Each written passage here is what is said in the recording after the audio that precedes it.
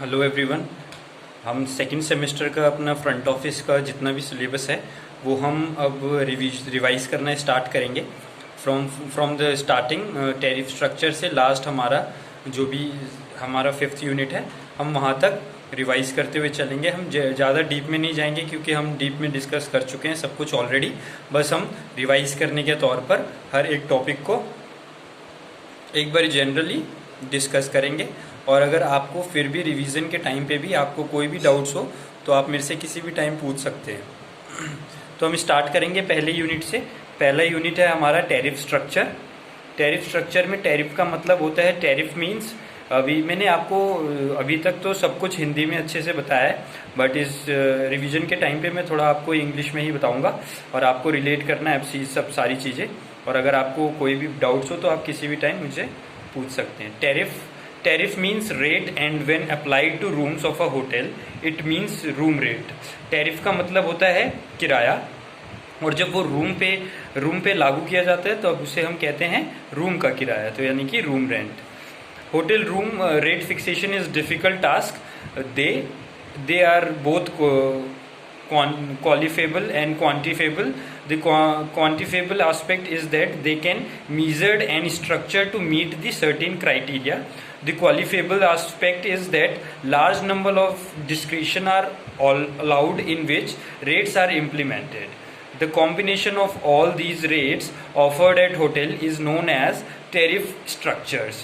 Tariff कुछ ऐसे होते हैं रेंट्स जिनको आप क्वालिफाइबल रखते हैं, और कुछ ऐसे रहते हैं जो कि आप क्वांटिफाइबल रहते हैं। क्वांटिफाइबल जिसके नंबर ज़्यादा होते हैं और क्वालिफाइबल जिसके रेट्स कम रहते हैं। तो इन सबको मिक्स करके इम्प्लीमेंट करके आपका टैरिफ स्ट्रक्चर और रेट स्ट्रक्चर प्रिपेयर किया जाता है होटल्स में। बेसिस ऑफ चार्जिंग हम किन किन तो तरीके से गेस्ट को चार्ज करते हैं और कौन कौन से फैक्टर्स को कंसीडर करते हैं गेस्ट को चार्ज करने से पहले। एक पहला फैक्टर होता है competition is the basis of charging. Customer profile has to be check before charging a guest. Standards of service has to check before charging. Locality of various amenities, आपकी जो अमेनिटीज़ है वो आपको लोकली अवेलेबल है कि नहीं, इन सब को भी आप कंसिडर करते हुए आप चार्जिंग रेट्स तय करते हैं। Room location is the another basis of charging. Price cuts for special business, अगर कोई आप स्पेशल बिजनेस कर रहे हैं तो आप उसकी चार्जिंग आप उसके बेसिस पे करेंगे। अब हम डिस्क्राइब करेंगे अब ये रूम रेंट कैसे तय किया जाता है, ये हमने डिस्कस किया था। इसके दो तरीके होते हैं, रूल ऑफ थंब होता है और दूसरा होता है हबर्ट्स फार्मूला। रूल ऑफ थंब बहुत पुराने टाइम पे यूज़ किया जाता था क्योंकि अब तब हमारे पास उस टाइम पे इतने एडवांस सिस्टम्स नहीं थे, एडवांस ये आईटी के प्रोडक्ट्स नहीं थे जो कि हमें इतने सिस्टम को रिलेट करके डाटा रिकॉर्ड्स करके हमें नई नई रिपोर्ट्स दे सकता था। इसलिए पहले के टाइम पे हम थंब ऑफ रूल यूज़ करा करते थे।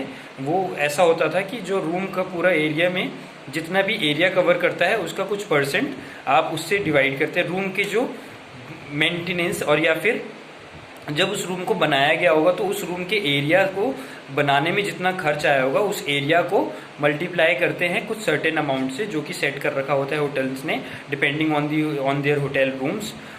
तो वो उस बेसिस पे चार्ज करते थे, लेकिन उसमें बहुत सारे ड्रॉबैक्स आने लगे थे। इस वजह से हबर्ट्स फार्मूला इंट्रोड्यूस हुआ था।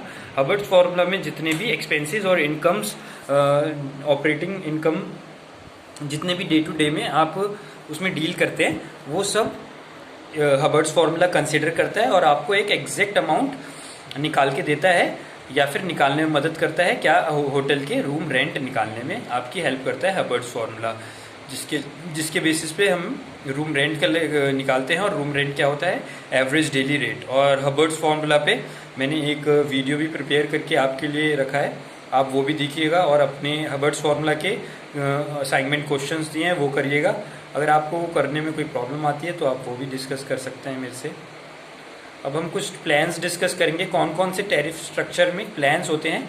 आप डायरेक्टली रूम को ना सेल करके आप डिफरेंट सर्विसेज को कंबाइन करके रूम के साथ आप वो डायरेक्टली सेल करते हैं कस्टमर्स को, so that you can earn more profit from the same customers during their stay. तो आप पहला प्लान होता है European plan. European plan means only the stay is included in the rates and you will have to pay extra for using the dining facilities. आपको अगर आपको सिर्फ रहने की फैसिलिटीज़ मिलती है यूरोपियन प्लान में, अगर आपको खाने पीने की फैसिलिटीज़ F&B सर्विसेज चाहिए तो आपको उसके लिए एक्स्ट्रा पे करना पड़ेगा. In general terms it can be called the room only, सिर्फ रूम इंक्लूड होते हैं इसके अंदर. फिर दूसरा प्लान होता है continental plan. Continental plan is where the hotel includes a daily breakfast with your room stay. The hotel can affix a breakfast menu of its choice or provision for a buffet breakfast in the dining area. Again, whether the breakfast is served by the room service or in the common dining area depends on the hotel to hotel. Continental plan में आपको breakfast मिलता है या तो उसका लिए common आपके नीचे वहाँ बफे लगता है, पूरे होटल में बुफे लगता है, वहाँ पे जाके आप ब्रेकफास्ट कर सकते हैं, या फिर इन रूम सर्विस करी जाती है ब्रेकफास्ट की. The next plan